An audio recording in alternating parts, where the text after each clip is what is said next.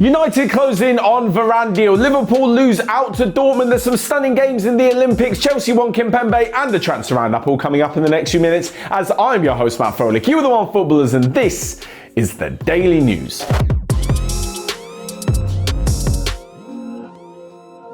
So first off, and Raphael Varane is closing in on a deal that will see him move to Manchester United. Apparently the Old Trafford club have agreed a contract with the French defender that will see him sign on the dotted line until 2026. A stunning deal for him, a stunning deal for Manchester United, even if they haven't agreed a deal with Real Madrid just yet. Apparently Real want closer to 50 million for the player whose contract is running out next summer, and Manchester United only want to pay 40. Guys, I mean, they're just arguing over peanuts at this point. Surely they'll meet in the middle somewhere, and whatever price between 40 and 50 million they agree, it is a brilliant deal for Varane. On his day, one of the best defenders in Europe. Imagine this defensive lineup next season for United. Shaw at left back, Maguire, Varane, Aaron Wan-Bissaka. I don't know about you guys, but there's a discussion there to say that will be the best back four in the league, and certainly something for United to build on going forwards as they try and take down rivals Manchester City and bring back the Premier League crown. Anyway, this deal is taking a little bit of time, and the reason being that Raphael Varane has a lot of respect for Real Madrid and he's not going to force the transfer through. He's not going to ask to leave. He just knows that eventually the club will come to some sort of agreement. Obviously at Manchester United we're still waiting for the Sancho news to break as well, so they're rather busy at the moment. I'm sure that both sides would rather get it done before the start of the season, but you can expect this one to rattle on for quite a few more weeks. As for Raphael Varane, there were reports that he's flying into Manchester to have his medical as well, so literally everything will be done apart from Real and United to sort out the fee like I mentioned. Of course, talking about how good that back four is, I think they may have a shot at the title, and I explained that and loads more in yesterday's Q&A, which you can find right here, involving Varane and loads other of your questions. Moving on though, and to Liverpool, who have lost out to Dortmund in the race for PSV forward Donyell Malen, and what a season he has had, by the way. In 45 appearances last campaign, he got 27 goals and 10 assists, and he would have been so perfect at Anfield,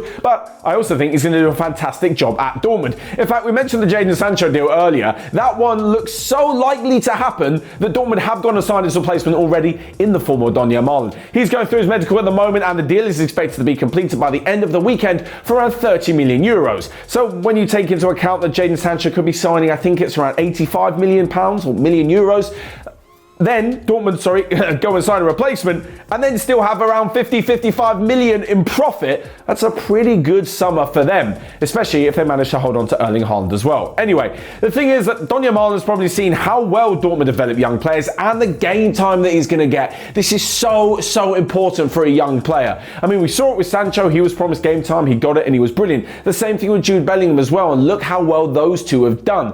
Donyell Malen will most likely be on the same path. Haaland as well. What am I talking about? As for when it comes to playing for Liverpool, I've no doubt he would have learned a lot from Klopp. He would have learned a lot playing under the likes of Sadio Mane, Mo Salah, Roberto Firmino as well. But they can't all get into the team. So unless Liverpool are going to sell someone, it doesn't necessarily make sense for Donyell Malen to go and sit on the bench. I mean, they're having problems fitting in Diogo Jota into the team when all the other three main forwards are fit and firing as well. So imagine trying to get 5 attackers into one side. I know Klopp can go attacking at home sometimes, but that would just be ridiculous.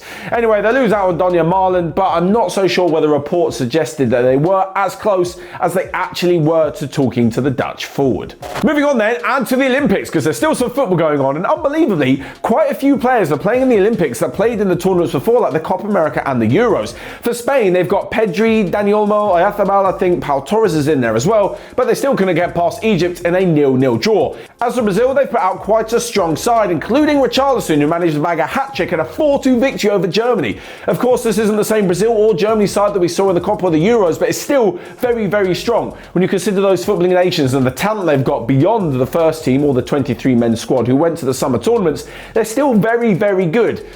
For France, though, didn't go so well. They lost 4-1 to Mexico, and the Argentinian side that won Copa America is nowhere to be seen, as this one at the Olympics lost 2-0 to Australia. As for the hosts of Tokyo 2020, well, Japan won 1-0, and it was Real Madrid's Kubo who managed to get the only goal of the game. Moving on then, and to a rather unlikely deal, but I saw it flying around the internet today on the rumours section of many different websites, so I thought I'd throw it in here anyway, and that is Chelsea hot on the tails of Presnel Kimpembe. Now, this one has obviously come about because of Sergio Ramos' signing at PSG. I actually mentioned it when Ramos signed a few weeks ago. I'm not so sure how they're going to fit Ramos, Marquinhos and Kimpembe into the same team. Unless they go to a 3 at the back, but I can't quite see it happening.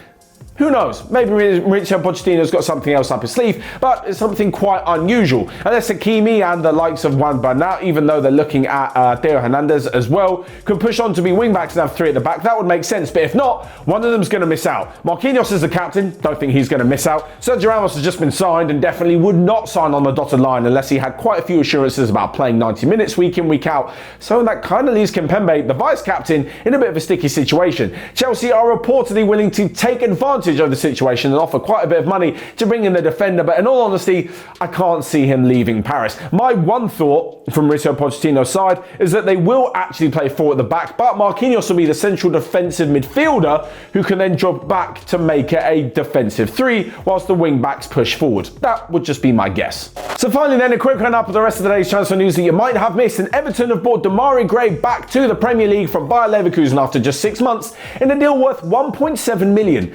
That's such a low number. I can't believe that anybody in the Premier League is being signed for 1.7 million. Anyway, next up, and Tottenham are agreeing a deal with Atalanta for defender Cristian Romero. Apparently they've already agreed personal terms, but the club are looking for over 50 million euros in transfer fees and add-ons and all that other malarkey. Elsewhere, and Arsenal have given a new contract to Emil Smith-Rowe and a new number. The fantastic young playmaker has been given the number 10, worn by some absolute legends at Arsenal, including Mesut Ozil. There was also Dennis Bergkamp and of course Robin van Persie, as well as quite a few others. And lastly but not least, Inter Miami FC coach Phil Neville is aware of the consequences of such a run of bad form.